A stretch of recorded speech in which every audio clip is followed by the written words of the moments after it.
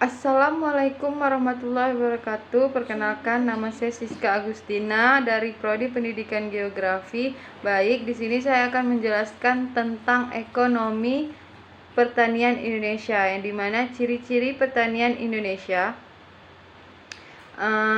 yang pertama yaitu pertanian tropika, di mana sebagian besar di daerah Indonesia berada di daerah khatulistiwa, tanaman yang berarti merupakan daerah tropika. Dengan demikian, jenis tanaman, hewan, perikanan, dan laut dan hutan sangat dipengaruhi oleh iklim tropis, yang di mana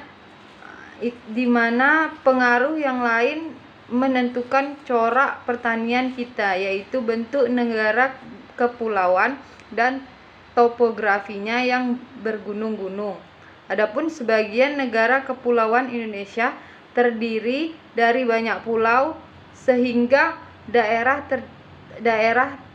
daerahnya terdiri dari daerah perairan. Keadaan ini memungkinkan terdapatnya perikanan darat dan laut, dan sebagian daerah yang topografinya bergunung-gunung. Indonesia merupakan daerah volcano atau memiliki banyak gunung, sehingga memungkinkan mempunyai daerah yang mempunyai ketinggian dan daratan yang rendah. Dataran tinggi mempunyai iklim dingin, sehingga bisa ditanami tanaman beriklim subtropis.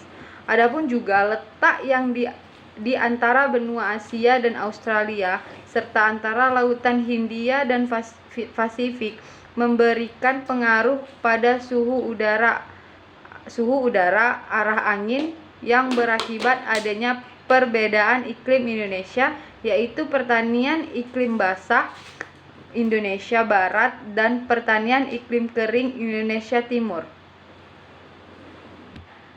Di Indonesia bagian barat yang ada di Sumatera, Kalimantan, Jawa, sebagian Sulawesi mempunyai iklim basah, banyak hujan dan banyak terbentuk hutan tropika. Sedangkan bagian Indonesia lain, terutama Indonesia bagian timur, NTB, NTT, Maluku, iklimnya kering sehingga tumbuh padang rumput. Dan pertanian di Indonesia juga mengenal adanya pertanian rawa, pertanian darat kering, pertanian beririgasi basah. Darat Indonesia terbagi menjadi darat rawa, yaitu lahan yang tergenang sepanjang masa, lahan kering yang lahan tidak mendapat air irigasi, dan pertanian basah yaitu lahan yang beririgasi. Adapun pertanian tanah sawah beririgasi, tanda hujan, sawah lebak, sawah pasang surut. Pergolongan ini adalah pergolongan lahan yang ditanami padi. Sawah yang beririgasi bersumberkan bendungan sungai, dam, waduk, mata air, dan lainnya. Berdasarkan fasilitas teknisnya dibagi menjadi irigasi teknis, setengah teknis, dan sederhana.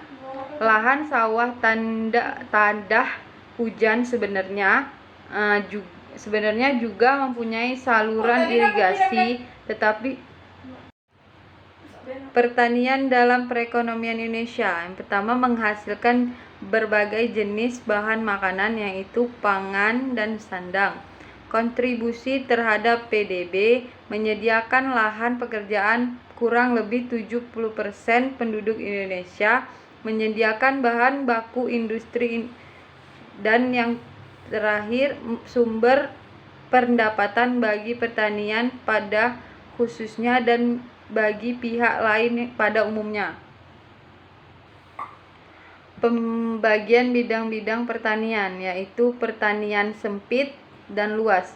Pertanian sempit merupakan pertanian rakyat atau keluarga, sedangkan pertanian luas yaitu pertanian rakyat, keluarga, perkebunan, perikanan, peternakan, dan perhutanan. Perkebunan rakyat ekonomi sama dengan pertanian rakyat, yaitu teh, karet, kelapa, kopi, dan lain-lain. Bidang pertanian yang pertama pertanian rakyat, yaitu sebagian besar untuk keperluan rakyat, diproduksi kurang lebih satu jenis komoditas dan faktor dari hasil untuk diri sendiri, sifatnya kecil-kecilan. Adapun perusahaan pertanian, usaha pertanian rakyat juga meliputi usaha-usaha mata pencarian tambahan, yaitu peternakan, perkebunan, perikanan, dan pencairan hasil hutang. Perusahaan pertanian memproduksi hasil tertentu dengan sistem pertanian yang seragam di bawah manajemen yang terpusat dengan menggunakan metode ilmiah dan teknis pengelolaan yang efisien.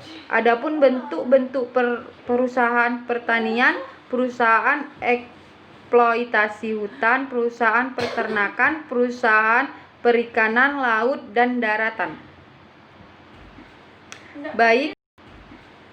Baik, sekian presentasi dari saya. Itu saja yang dapat saya sampaikan. Saya ucapkan terima kasih. Assalamualaikum warahmatullahi wabarakatuh.